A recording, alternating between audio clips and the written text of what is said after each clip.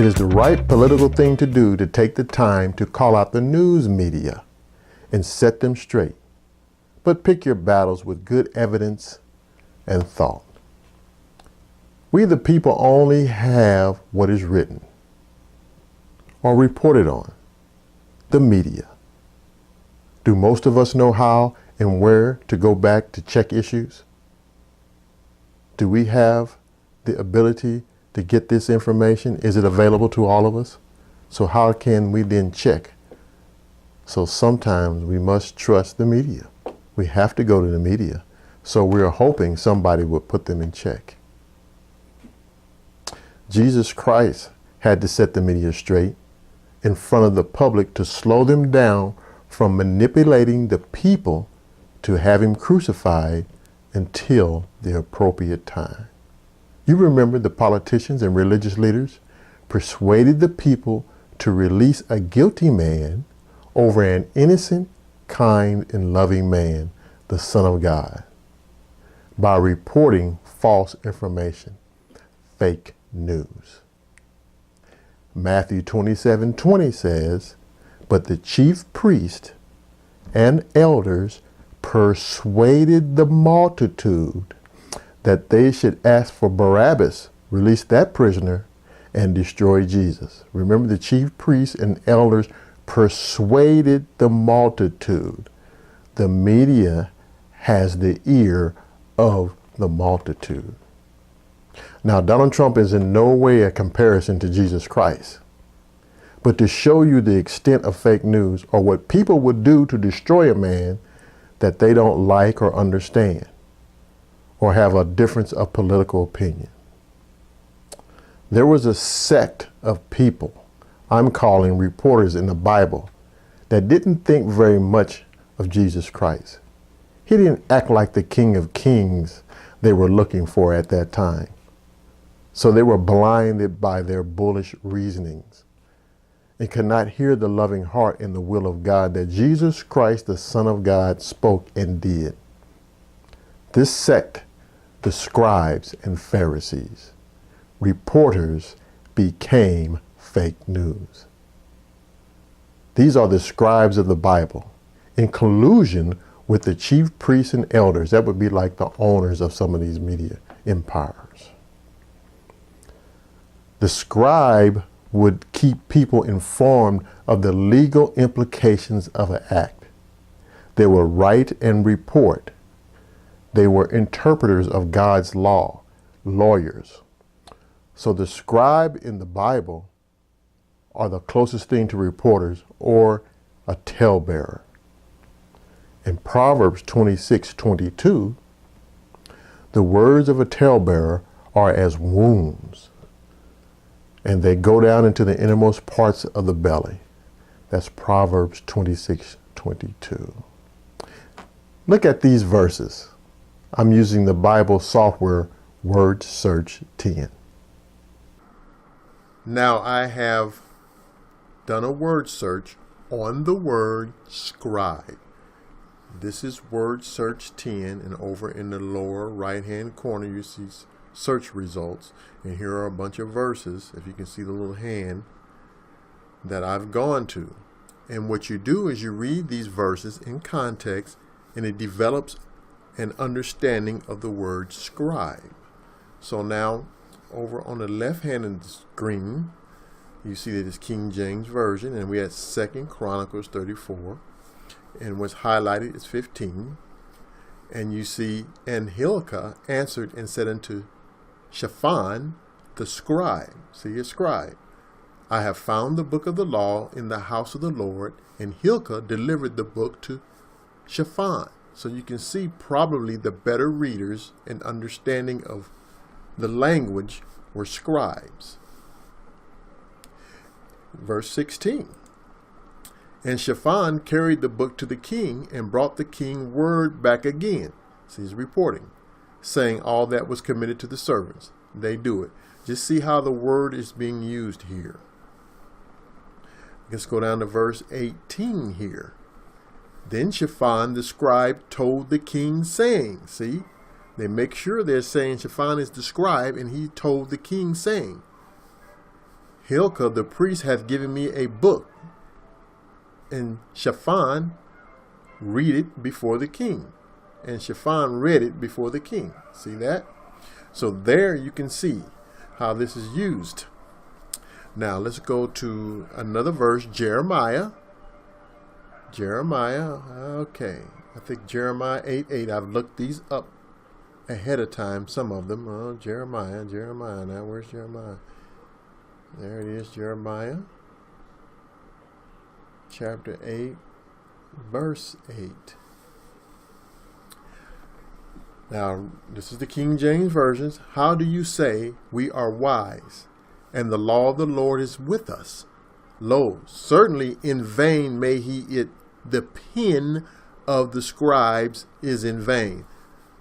You don't really have to understand the whole verse to see that the scribes has something to do with their pen. The pen of the scribes is in vain. This would be talking about fake reporters or fake scribes.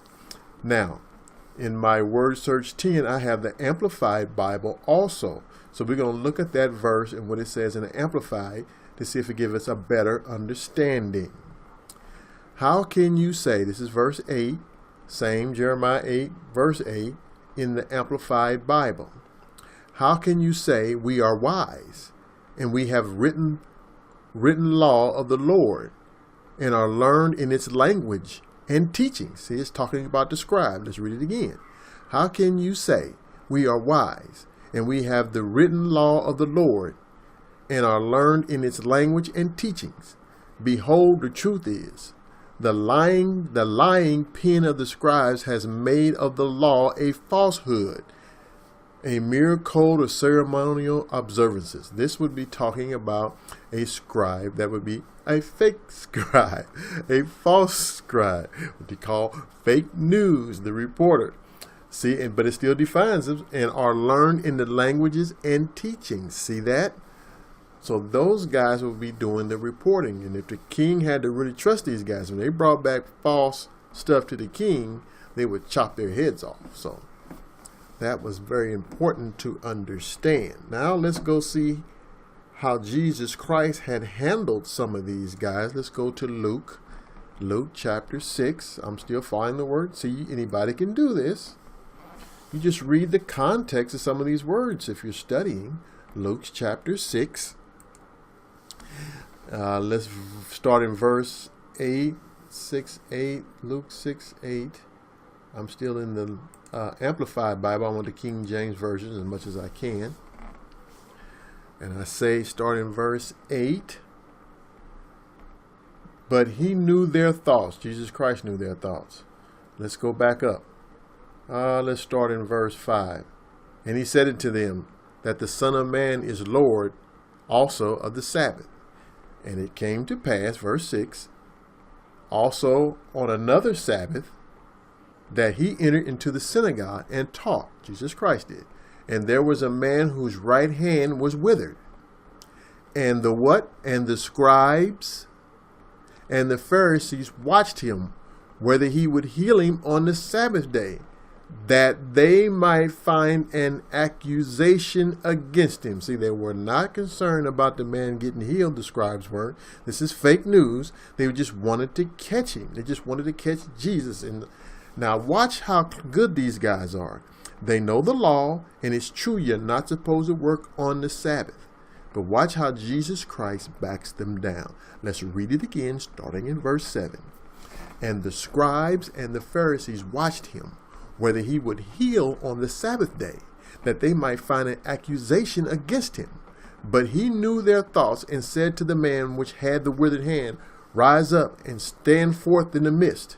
And he arose and stood forth. Then said Jesus unto them, I will ask you one thing. Is it lawful on the Sabbath days to do good or to do evil? To save life or to destroy it? You see that? You see how he came back? Because you have to maintain your life on a Sabbath day. Wouldn't you eat that day? If somebody fell down and hurt themselves, wouldn't you go get the Band-Aid for them? That's all he's saying. Would you do good or do evil? Save life or destroy it? So he caught them. But this is why you have to watch them. They use a lot of truth. This is fake news. And looking around, verse 10, and looking round about upon them all, he said unto the man, stretch forth thy hand.